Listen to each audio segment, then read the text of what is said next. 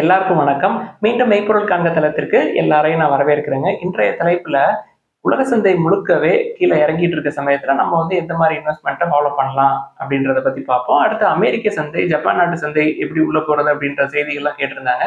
அதுல எனக்கு தெரிஞ்ச விஷயங்கள்லாம் நம்ம ஷேர் பண்ணுவோங்க. ஃபர்ஸ்ட் ஃபிக்ஸ்ட் இன்கம் டூல்ஸ் அப்படின்னு எடுத்துக்கிட்டீங்கன்னா பாண்ட் தாங்க.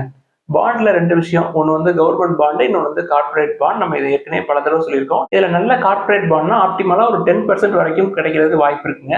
கவர்மெண்ட் பாண்ட் அப்படின்னா ஒரு 7.5% to 8% வரைக்கும் கிடைக்கும். தென் ட்ரெஷரி பில்ஸ் எடுத்துக்கிட்டோம்னா ஒரு 6.5% வரை கிடைக்கும். இதுல ட்ரெஷரி பில்ஸ் அப்படின்றது ஷார்ட் டேர்ம். நீங்க 3 மாசம், 6 மாசம், 1 வருஷம் அவ்வளவுதான். But corporate bond, government bond ரெண்டுமே லாங் டேர்ம். நீங்க பாண்டை வாங்கிட்டீங்க அப்படின்னா நீங்க தொடர்ந்து வச்சுக்கணும். விற்கக்கூடாது. விற்கிறதுக்கான ஆப்ஷன் பாண்ட், ட்ரேடபிள் பாண்டை விற்கவும் செய்யலாம். பட் நீங்க கடைசி வரைக்கும் வச்சிருந்து ஈல்ட எடுத்தீங்கன்னா உங்களுக்கு நல்ல கெயின் கிடைக்குங்க.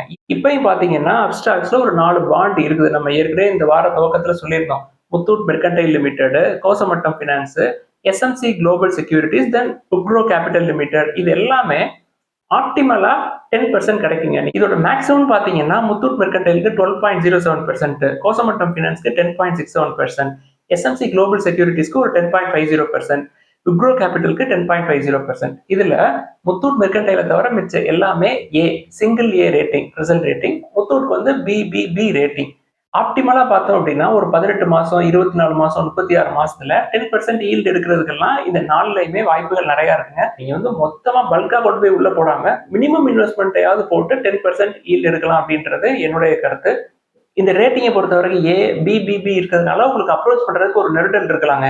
ஆனா ரேட்டிங் கூடுறப்ப இந்த 10% ஆப்டிமல் அப்படின்றது 8.59% வரைக்கும் குறையிறதுக்கு வாய்ப்புகள் இருக்கு. அதனாலதான் நம்ம மினிமம் இன்வெஸ்ட்மெண்ட்டை போட்டு கன்சிடர் பண்ணலாம் அப்படின்னு சொல்றோம். இப்ப இந்த பாண்ட் எப்படி, எந்த நேரத்துல, என்ன டைவர்சிபிகேஷன்ல கன்சிடர் பண்றது அப்படின்ற சந்தேகம் வருங்க. ஏன்னா ஏற்கனவே வேல்யூவேஷன்ஸ், நல்ல வேல்யூவேஷன்ஸ்ல நிறைய ஸ்டாக் இருக்கு. இந்த நேரத்துல இதுக்கு எப்படி நம்ம ஃபண்டை டைவர்சிஃபை பண்றது அப்படின்ற விஷயம். ஏன்னா 10,000 மினிமம் இன்வெஸ்ட்மெண்ட் வேணும். இப்ப என்ன எடுத்துக்கிட்டீங்கன்னா ஒரு மாசமே நான் 10,000 தான் இன்வெஸ்ட் பண்ணுவேன் ஃப்ரெஷ்ஷா. அதுக்கு மேல போறதுக்கு எனக்கு வாய்ப்புகள் இல்லை.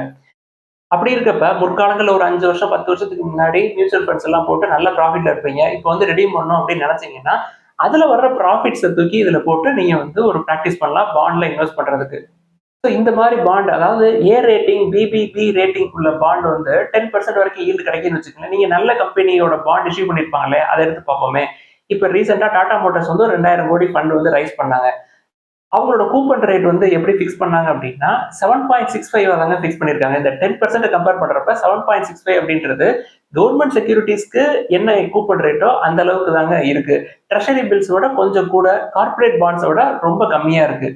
இந்த டாடா மோட்டார்ஸோட என்சிடியோட கூப்பன் ரேட் 7.65 அப்படின்றது பேங்க்ல எஃப்டிஸ் இருக்கு இல்லையா, அதை விட கொஞ்சம் கம்மி. இப்ப நாங்க சவுத் இந்தியன் பேங்க் யூஸ் பண்றோம்னு வச்சுக்கோங்களேன். சவுத் இந்தியன் பேங்க்ல எங்களுக்கு 7.4% தர்றாங்க அதிகபட்சம்.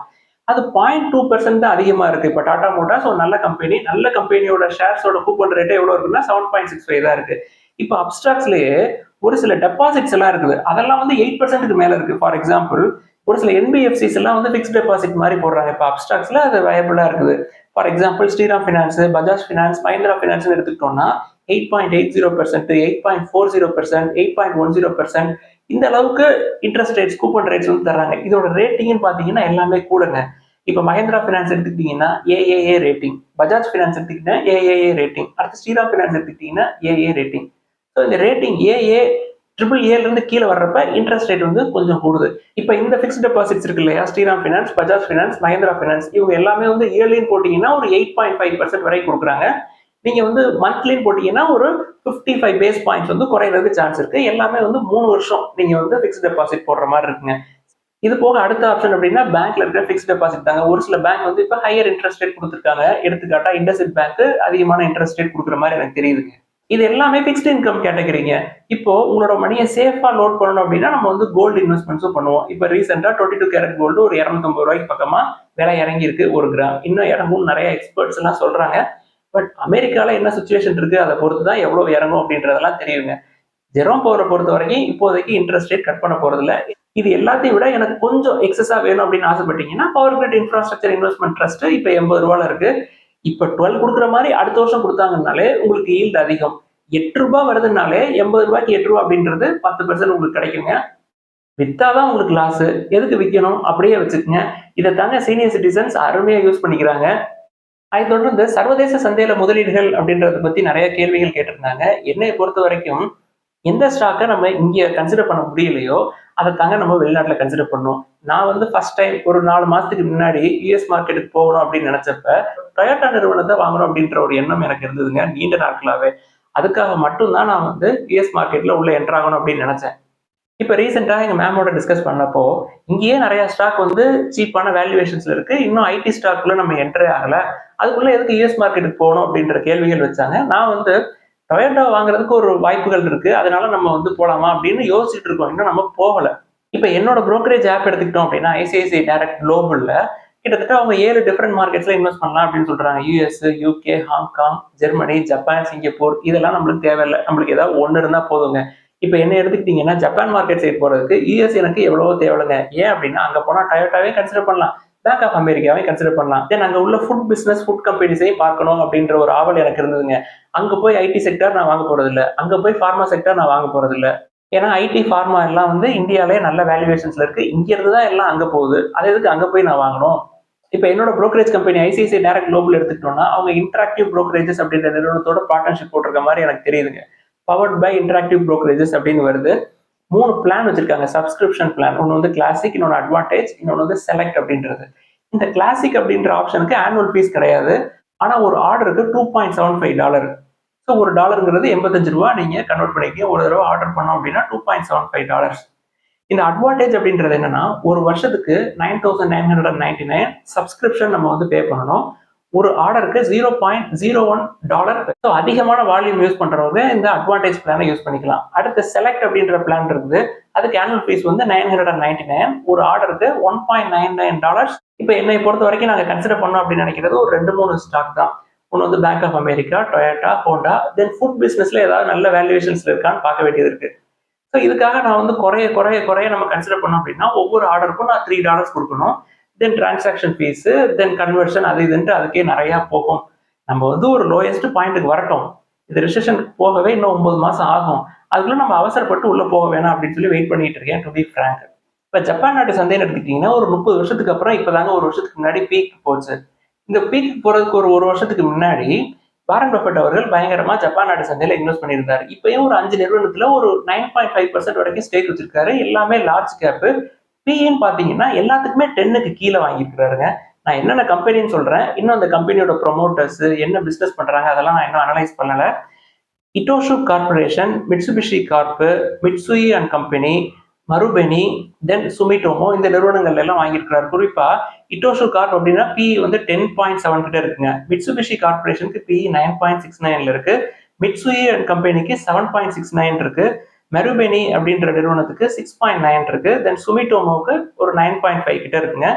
இது எல்லாமே லார்ஜ் கேப் நிறுவனங்கள். இது போக அங்க ஆப்ஷன்ஸ் என்ன அப்படின்னா நம்ம ஏற்கனவே ஏடிஆர்ல சொன்ன மாதிரி ஹோண்டா, டொயோட்டா.